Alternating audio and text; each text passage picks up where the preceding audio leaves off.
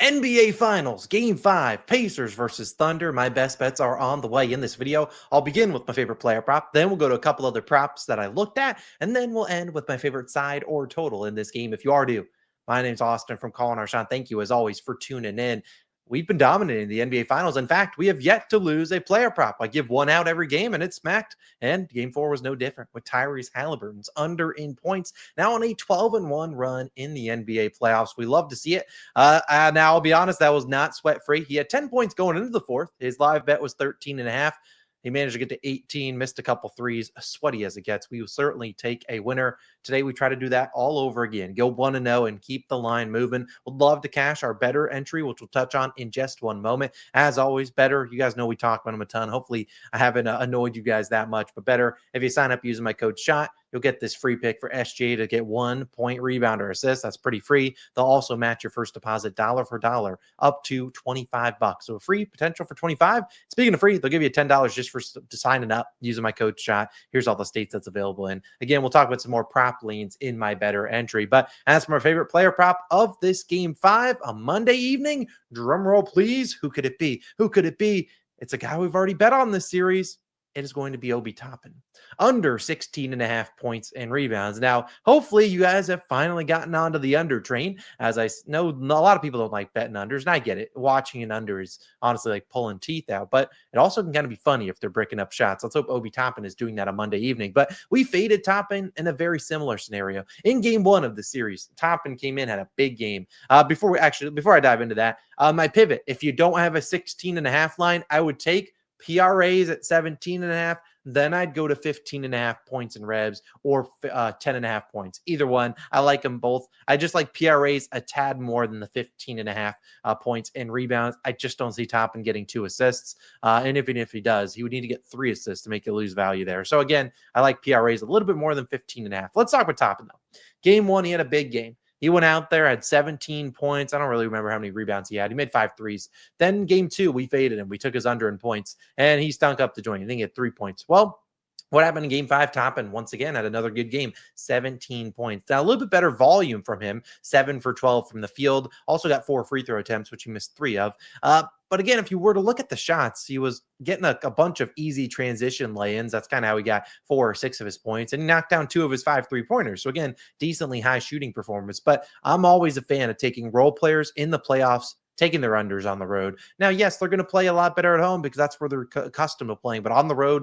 shooting percentages plummet. And when those guys are plummeting and that second unit's not performing, well, you see more minutes for the stars. And given that this is now a best of 3 series, well, Halliburton's going to play his minutes. Siakam will get his. Nembhard will get his. And Nesmith will be out there for defense. Miles Turner as well. So, again, Obi Toppin, who has played 28 minutes in the last 2 games, will he get those minutes again? I don't know. And if you were to look at that Game 4, where, sure, Toppin came in at 17 points, he had the worst plus minus on the team. He was a minus 15.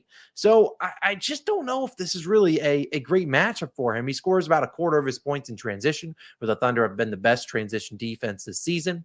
And if you look at his under in threes, it's 1.5, heavily juiced towards the under, minus 140 to minus 180. And this season, when he's made 1 or fewer threes, he's under 76% of the time. And this postseason, he's under in general 15 of 20 games. So 15%, 75% of the time. So again, I look at all these different ways out. We think about Pascal could get going. Maybe Nembhard plays well. Maybe Nesmith's knocking down shots. I just don't know if I trust Obi Toppin a ton. He's not been known for being a big rebounder, which is why I don't mind tagging on those. And this, in the last 2 games, his rebounding has ticked up. Granted, he's been playing 28, 29 minutes, but again, not getting a ton of rebound chances. He's got, I think, 7 and 9 rebound chances. So again, he's going to need a high conversion rate there, and he's going to need to knock down shots. Two things I can't guarantee he does. So my favorite player prop in this game, if you want to tail it, is Obi Toppin's under 16.5 points and rebounds. I get it. You guys don't like unders, but do I have to flash my record on the season? 140 and 73, 66% win rate on unders. That is insane. A huge sample size, over 200 bets, and we're hitting at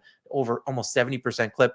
Obi Toppin, you're our newest victim. We're taking you under 16.5 points and rebounds. Now, I'll get into my better slip, which will include Obi Toppin, but again, better. You can sign up using my code SHOT or the link down below in the description.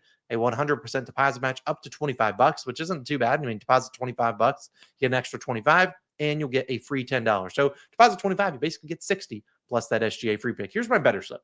The first leg is Obi Toppin, 17.5 PRA is less than. They had his PR line at 15.5, so I pivoted to the PRA. I like them both equally. Then we have Halliburton to score 15 or more points. If I had to have another prop in this game, I looked at Hallie.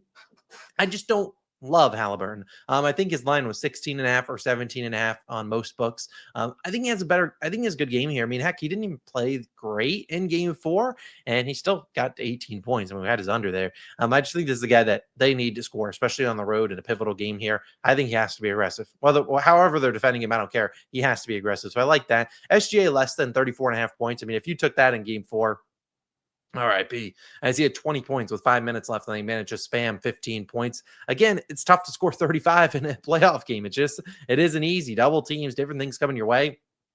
If I'm them, I'm leaving someone open. I'm probably leaving Chet Holmgren open. Let him make some threes to beat us.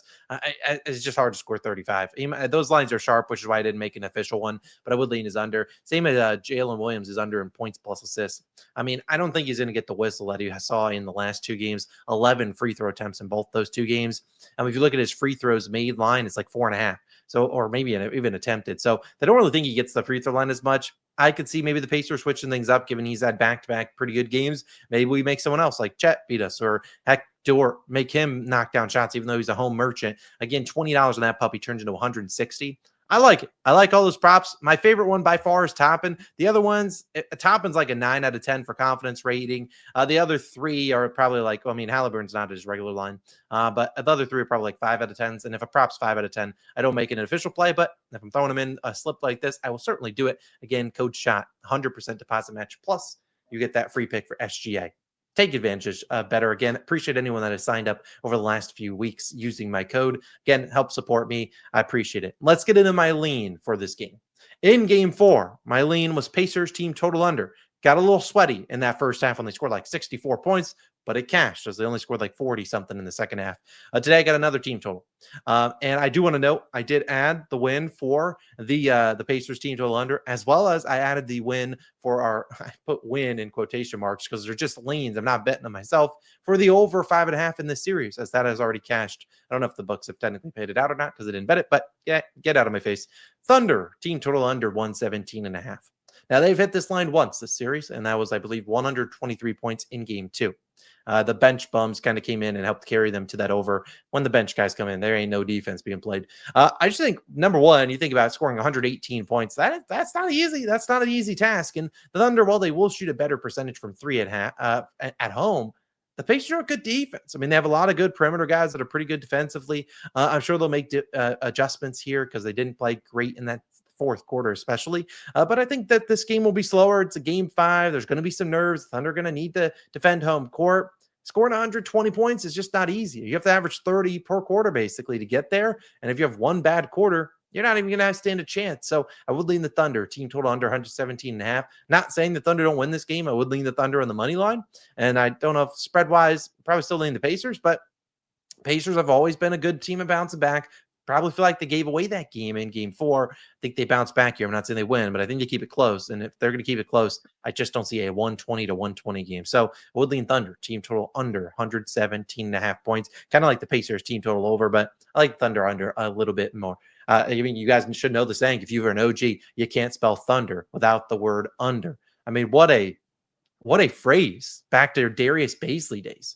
Who, if you know, man. If you've been here since Darius Baisley days, hey, that's what a day. That was back when the Thunder were trash. And now they are what they are, trying 2 wins away from the NBA Finals. But either way, my favorite play of the day, as you saw early on in the video, is Obi Toppin's under in points plus rebounds, trying to turn our 12-1 run into 13-1, seeing if we can end the season without missing a single pick. Although Pascal Siakam to lead the finals in threes was a donation, a 0.1 unit donation. But either way, Obi Toppin, we're fading you. Good luck on all your picks in game 5. If you want to sign up for Betr, I certainly would appreciate it. I'll put the link down below in the description, code SHOT. Just click that link, and I will have that long shot parlays video posted a little bit later on Monday, probably, 10 to 12 a.m., 10 a.m. to 12 around noon, somewhere in there. Trying to smack one of those parlays. We get close, but we need a winner. I also have a ladder challenge for this game. I have no idea what I'll do. Maybe just go back to the plus 100s instead of chasing the plus 350s, or we'll chase one of those. I don't really know. We'll figure that out later in life. Either way, have a great Monday. Have a great start to your week, And if we're celebrating Father's Day on Sunday, happy Father's Day to you as well. Let's have a day. Get lost, Obi Toppin, and I'll see you guys back for Game 6 of the NBA Finals. See you then. Peace.